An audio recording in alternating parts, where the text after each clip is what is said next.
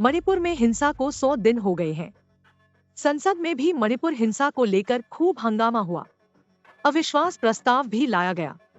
गृह मंत्री अमित शाह और पीएम मोदी ने जवाब भी दिया और मणिपुर के ताजा हालातों के बारे में संसद में जानकारी दी।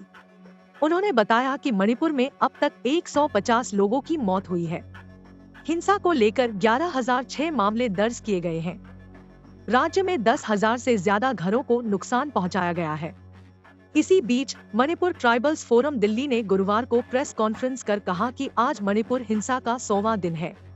100 दिन बीत जाने के बावजूद मणिपुर में शांति स्थापित करने का कोई ठोस समाधान नहीं निकल सका है।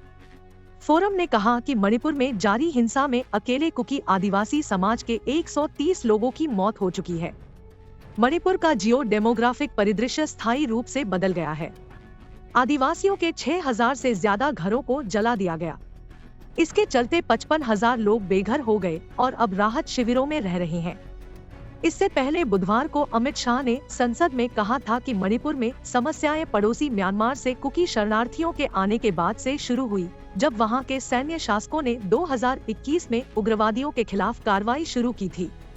शाह के बयान का जिक्र करते हुए फोरम ने कहा, कुकी शरणार्थियों के बारे में संसद में गृह मंत्री का बयान निराशाजनक था। न्याय और लोकतंत्र के अस्तित्व की खातिर सच्ची कहानी सामने लाने के लिए आरोपों पर गहन जांच की जानी चाहिए। क्या इस तरह का आरोप हिंसा के कृत्य को उचित ठहराता है? अमित शाह ने लोकसभा में कहा कि एक समाज के तौर पर हम मणिपुर में हिंसा की घटनाओं से शर्मिंदा है। मणिपुर में अब तक 152 लोगों की मौत हो चुकी है। हिंसा के मामले में 14,898 व्यक्तियों को गिरफ्तार किया गया है। 11,006 एफआईआर हुई है। 4 मई के वायरल वीडियो को लेकर अमित शाह ने कहा कि ये समाज पर एक धब्बा है। अमित शाह ने कहा कि अगर वीडियो डीजीपी के साथ साझा किया गया होता तो हम 5 मई को गिरफ्तारियां कर चुके होते। वीडियो सामने आने के बाद 9 लोगों को गिरफ्तार किया गया और उन पर मुकदमा चल रहा है। हम स्थिति पर काबू पाने की कोशिश कर रहे हैं। बॉर्डर सुरक्षित करने के लिए हम फेंसिंग लगा रहे हैं। हमने बायोमेट्रिक्स का काम तेज कर दिया है। हम मैतेई और कुकी दोनों समुदाय से बात कर रहे हैं। अब जानिए कि मणिपुर पर पीएम मोदी ने क्या कहा। प्रधानमंत्री नरेंद्र मोदी ने गुरुवार को मणिपुर के लोगों को आश्वासन दिया कि केंद्र और राज्य सरकार हिंसा प्रभावित राज्य में शांति बहाल करने के लिए मिलकर काम कर रहे हैं।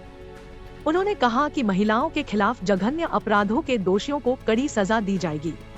इस दौरान उन्होंने कहा कि नॉर्थ ईस्ट हमारे लिए हमारा जिगर का टुकड़ा है।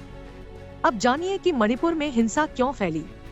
मणिपुर में फैली हिंसा के मध्य में मैतेई और कुकी समाज है। मैतेई समुदाय लंबे समय से अनुसूचित जनजाति यानी एसटी का दर्जा मांग रहा है। मणिपुर हाई कोर्ट के acting chief justice M V Muralidharan ने 20 अप्रैल को इस मामले में एक आदेश दिया था। इस आदेश में हाई कोर्ट ने राज्य सरकार को मैतेई को भी अनुसूचित जनजाति का दर्जा दिए जाने की मांग पर विचार करने को कहा था। कोर्ट के इसी फैसले के खिलाफ 3 मई को all tribal students union Manipur ने आदिवासी एकता मार्च निकाला था। ये रैली मैतेई समुदाय की अनुसूचित जनजाति का दर्जा दिए जाने की मांग के खिलाफ निकाली गई थी। इसी रैली के दौरान आदिवासियों और गैर आदिवासियों के बीच हिंसक झड़प हो गई। इसके बाद से राज्य में लगातार हिंसा की घटनाएं हो रही हैं।